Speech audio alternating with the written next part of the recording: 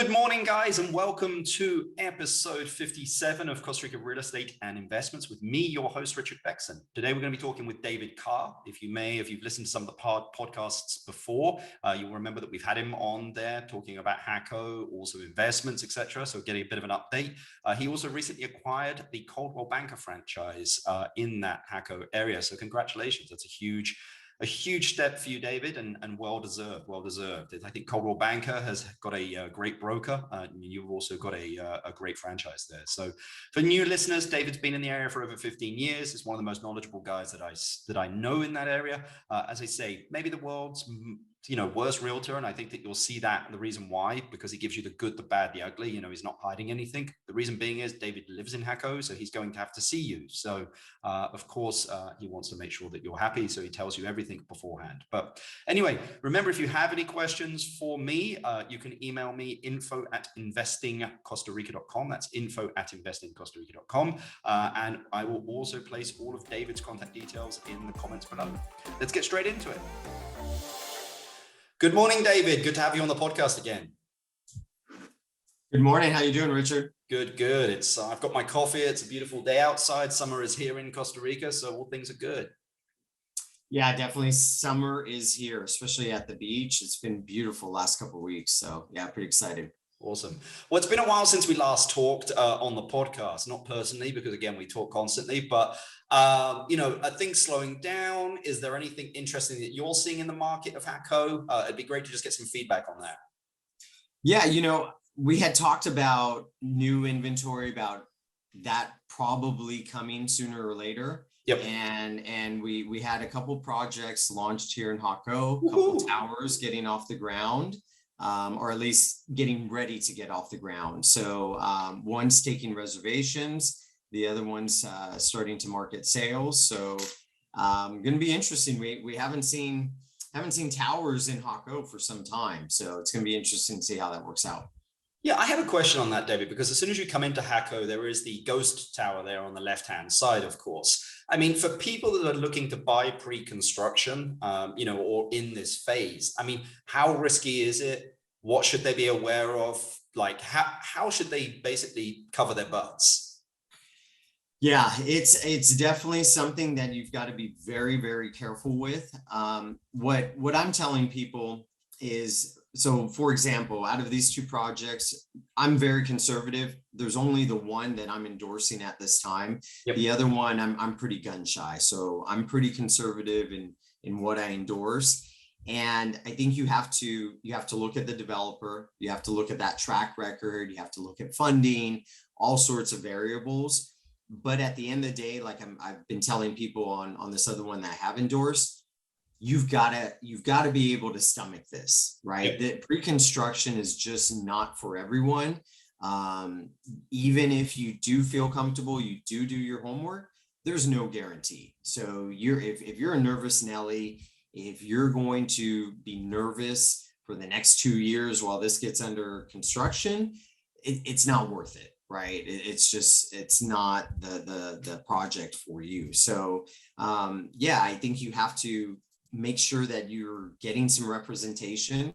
I prefer that people work with a realtor and not directly with a developer, yep. Right? So there's a little bit of buffer. Yep.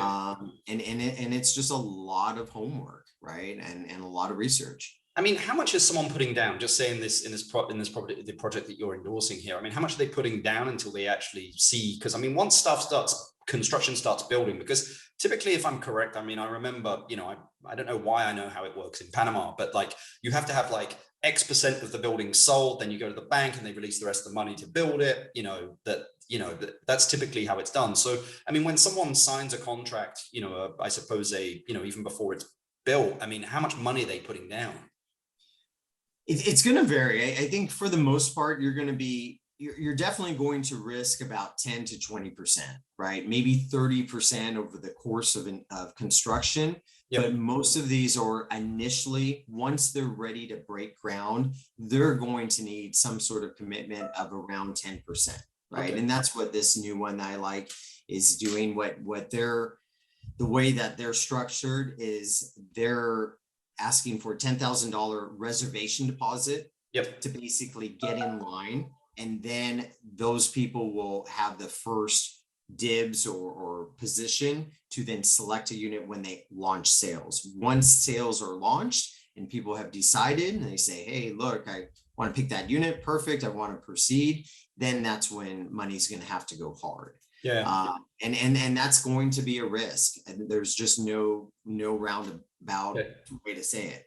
Well, I think you bring up a good point there, which is just make sure that you've done your research on the developer, and ask around and take a look at some of the other stuff that they've done, and see, basically ask them those difficult questions directly, and see what their response is. Usually, typically how someone responds to it will give you a very clear picture of, I suppose the character of the developer. So. Yeah, for sure. And really it's a come to Jesus moment for these people. They really have to make sure. And I think sometimes realtors don't emphasize that enough.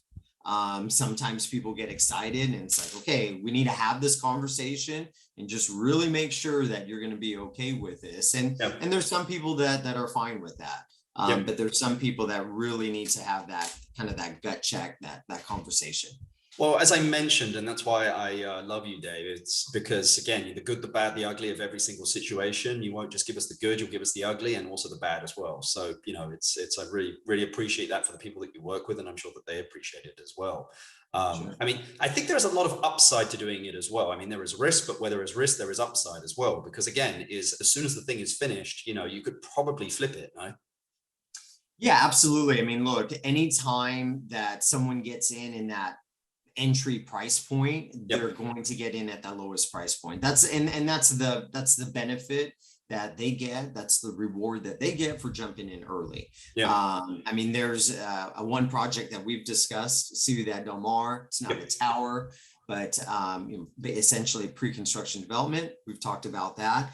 And people that got in initially there probably got in about 15% less than where they are today. So prices went up there again. Yeah, well, I always like to say the money is made on the way in, not on the way out. So if you can get in cheap enough, you'll make your returns. I look at it just because, again, I bought my house 17 years ago for $120,000. So I can rent it out for $1,500 a month. I'm making a pretty good return per year. But again, I got in at $120,000, so I don't want to sell and then move somewhere else because it's going to cost me double that to buy anything similar. So for sure. And what we're seeing in Jaco on top of that as well is it's just really options, period. Right now on the beachfront, if you said, hey, I want to be on the beach, I want a view, there's just not a lot of options and probably not going to be forward. So it's really, if you really want to be on the beach, you have to really consider that as an option. Yeah. Well, let me just switch gears here to long-term rentals. I'm hearing from all over Costa Rica, there's just a huge lack of long-term rentals, just because the returns probably are not as healthy as short-term rentals. I like long-term rentals just because, again, it's easy. You put a renter in and then they're there for a period of time, and the rent comes in every single month and there's less moving parts. Of course, the income is going to be less, but do you think there is an opportunity for investors in this space? And if so, what would be your advice to them? There is. It's tricky because with the long-term rentals, there's definitely demand and there's definitely shortage of inventory. The tricky part, at least in my market, is that when you get into long-term rentals, the rentals are going to cap out at a certain amount. Right. So most people are looking to be at 1,500, maybe up to 2,000 a month, but really that sweet spot is in that 1,100 a month range. So then if you go backwards and you look at what the properties cost to acquire, it gets difficult to make those numbers really work.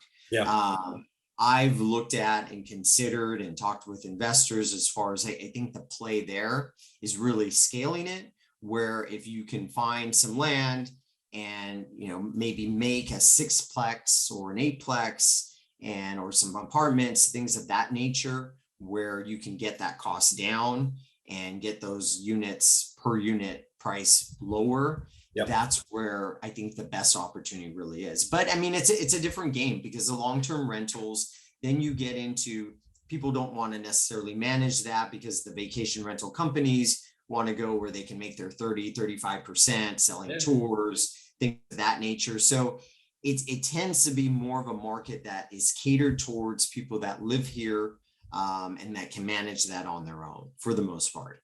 Yeah, I mean, I just see a huge gap in for these digital nomads or people coming for 3, 6, 12 months, that's just really difficult there. And, so I think that your piece of advice there of like, again, finding a larger piece of land and putting like a 6-plex or 8-plex on it is smart, just because then, the money's made on the way in, meaning that your initial investment, so, and also is your annual, rent is not going to increase ridiculously from, 1,500 to 2,000. It's just, I don't think we see those jumps that much. Well, that being said, Guanacaste is, I've got friends up there with 3-bedroom homes paying $5,500 a month.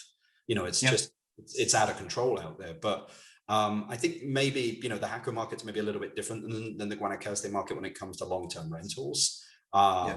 But yeah, I agree. I think there is a gap there. I'm just trying to figure out the play there in order to make that play. So yeah, I'm kind of like, you know what?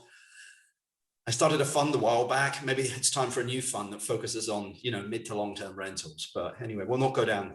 Yeah. I mean, look, I think it's all about scaling, especially when you get in those lower. I mean, when you're getting a property that can rent 5,000 a month, then that's a little bit different. But when you're in those lower price points, I think to make it beneficial for someone to do that, then it's really all about scaling where, okay, well, what if we had 10 units or 5 units or whatever? And that's usually what we see in that game. Yeah, I agree.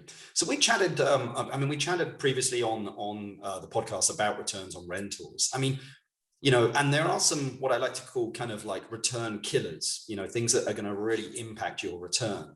In your opinion, do people overlook like stuff like HOA fees, et cetera, when looking at, potential returns on an investment? I think so. I think the biggest problem that, again, in this market, because we have a lot of condos, we have a lot of HOAs associated with the properties here. I think sometimes people get scared, especially if they're looking at numbers of HOAs. Oh, I don't want a high HOA. And a lot of our HOAs, especially on the beach, they're high. I mean, they're going to be $500 to $700 a month. Maintenance beachfront is not easy. It isn't. And I think a lot of times people are taken back, and I don't think that they really think it through.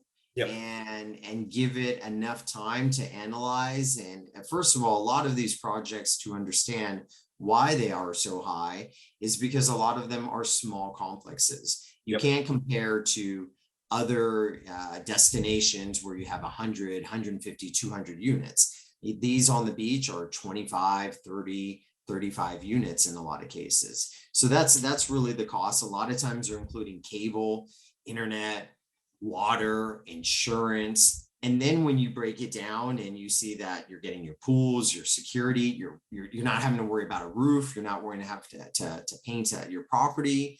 I mean, I live in a single family home. I just spent almost $10,000 to put my roof over it, a new roof. So a lot of times when you really, really crunch numbers, and if you're a number cruncher, then crunch the numbers thoroughly. And I think if you start doing that, you start realizing that the costs with the maintenance included, and especially the convenience that if you are renting, that's another thing I really try and get people to understand, is a lot of times people navigate towards having a single family home when they're looking to rent out the property.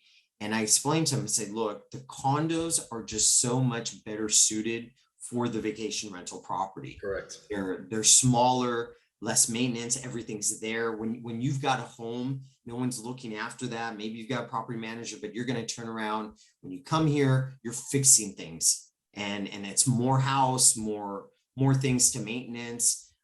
So those are all things that I think people really need to take into account when they're evaluating everything. Yeah, I agree. Well, and typically I think the HOA is also a reflection of how well kept the place is. I mean, typically when you get lower HOAs, sometimes the place might look okay, but the higher the HOA, sometimes, I mean, just take Los Sueños. I mean, those HOA fees there are very, very high, but the place looks immaculate and like hasn't changed from the day it was built, For sure. I think it really helps kind of maintain, your equity in the place. whatever it is, sometimes, appreciate, ride it. I think if you're doing more of a long-term play, HOA fees, of course, is going to have a huge impact because you've got a fixed income there every single month. But I think if you're using more of a short-term play, the higher the HOA, sometimes the more that you can get for your rent anyway. Absolutely. I mean, you've got to evaluate the HOA.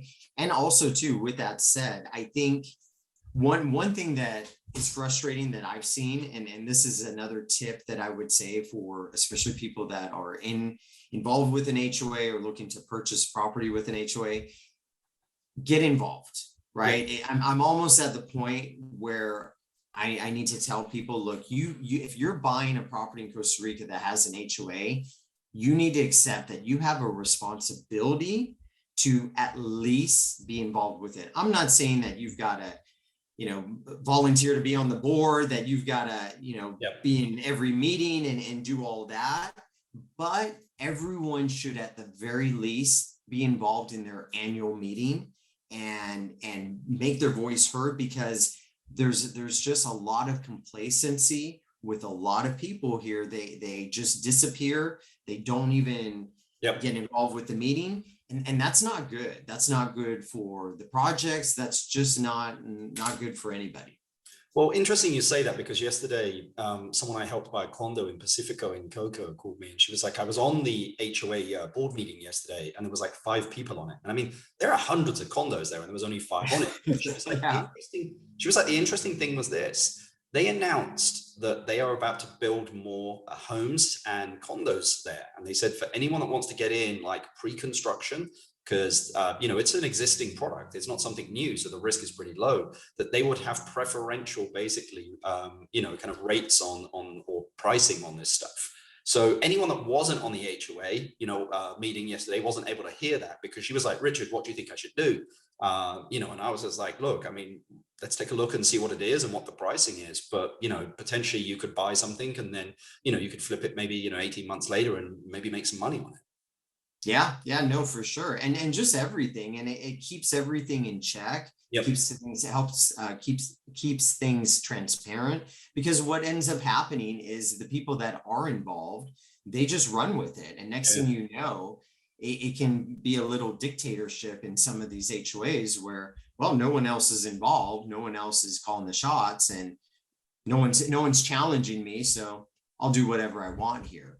Yeah. And so yeah, I really recommend that at the very least, if you're involved with an HOA in your property here in Costa Rica, at the very least once a year, you take the time to make sure you're involved in that annual meeting. Yeah, I agree. So, I mean, basically to kind of tie a bow on this, I mean, what advice would you give anyone to making an investment in your market? Again, we've talked about this before. I think people need help, right? They need the help of ideally a broker that they can know and trust, is knowledgeable. I think that people just don't spend enough time finding the expert and finding the professional that can help them with all this. Evaluate an HOA, evaluate the investments, make sure that they're not overpaying, make sure they know the background of certain HOAs and how are the politics of this and how well has it been managed, and oh, that one just changed administration. I mean, there's so much that goes into the properties here that by doing it on their own, they're going to miss things. Yeah. So I think people really need to spend more time. I mean, I see it all the time where people are trying to research things on Facebook. That's not the platform, right? You can use that to maybe start, but don't go down that rabbit hole of talking to 30 random people. Talk to people that do this for a living. Yeah, right. And it's an analogy I make is it's like Googling an ailment. If you try and Google an ailment that you're not feeling well or sickness, that's a rabbit hole that you're just going to be paranoid or lost or confused. No, go to a doctor, right? Yeah. Same thing with real estate here. Talk to a professional. I agree. I mean, speak to someone that's been down here for a few years, that it has, the wrinkles and, the scars of doing business down here and et cetera. So, Again, I mean, there are a lot of new realtors joining, the ranks of real estate in Costa Rica, which is fine. Just, I mean, it's, you always want to hire the best person for you. So, or to represent you. So just make sure that, you've got someone that does have those scars and wrinkles. So. Yeah, and especially right now in this climate, because in a hot market, guess what? Everyone's coming back in. So the people that maybe disappeared for a few years, the freelance people that sell real estate, the people that kind of do it on the side, now all of a sudden they're looking to jump in. Novices are jumping in. So yeah, you definitely want to go for experience. Definitely. I mean, let's just talk about some of the listings, David, that you potentially have. I mean, what do you have personally that you would invest in, and why? Oh, right now, I mean, I still stand on what I've been kind of preaching, rental yielding affordable properties. In general, in my market, I think the Jaco market is very undervalued still. Yeah. For me, I like anything that is pretty much below replacement cost, or pretty much close to that. And I think we still have some of those opportunities in Jaco where Give us the deets. Give us an example of one that you would personally invest in. There's a 3-bedroom on the beach right now, ground floor, a little bit of view. You're looking at that's about 1,500 square feet. It's listed right now at 279, a little bit of wiggle room. Maybe you get that down to, I don't know, let's say maybe 260. That's going to be pretty much rock bottom price for a 3-bedroom on the beach historically. So that's still there in this market, in this climate. It needs a little bit of love, but nothing too crazy. But something like that, I mean, it's under $200 a square foot for direct beachfront. I mean, that's insane. I mean, you're never going to see that again. So something like that, for me, that's a great option. Some of these other properties where, some of these new construction, the one we talked about where, I mean, they're building brand new. You can get a 4-bedroom home, a couple blocks from the beach in a gated community from 260. Something like that is great, right? They're just not going to be able to do that again moving forward. So those properties, they hit the sweet spot. They're under 300,000, which is really where everyone wants to be. There's still some room to climb. They're rentable. They just really hit all those boxes. I agree. I think that's great advice. I mean, I know the 4-bedroom that you're talking about. So, I'm personally sitting over here going, maybe I should buy one of those. But yeah. Throw a pool on it. A 4-bedroom house with a little pool. You're just at 3 or under. Close to the beach in a gated community, forget it. Like you can't, good luck finding that. So I mean, I've been trying to create that on my own, and you and I know to find the dirt, right? This is, and just so people understand, to do those numbers, to find a decent lot, well, it's not going to be secure. It's probably not going to be that close to the beach. And even then it's going to be hard to find. 60,000, maybe, if you're lucky. And then you're going to drop on 1,600 square feet, 120 a square foot, let's call it. You're going to be close to 200 all in. Then permits, then appliances, then furniture, then the time to get that built. I mean, it's just that you can't make those numbers work. I agree. I think that's great feedback, David, as always. I was going to ask you here if you had $500,000 and said, what would you invest in? But I think you've just answered that question. So I'm not going to ask that question. But David, anything else that you think that listeners would like to, that should hear, that they'd like to hear, or anything kind of going on at the moment? I think that's about it for now. I mean, it's going to be an interesting time with high season, to see if we're in a transition right now, to see if prices kind of climb up a little bit. And how that works, I think, over this course of the high season, how buyers respond, or, are they going to kind of hold and be frustrated that they maybe miss those deals, and hope and think that those deals are going to come back.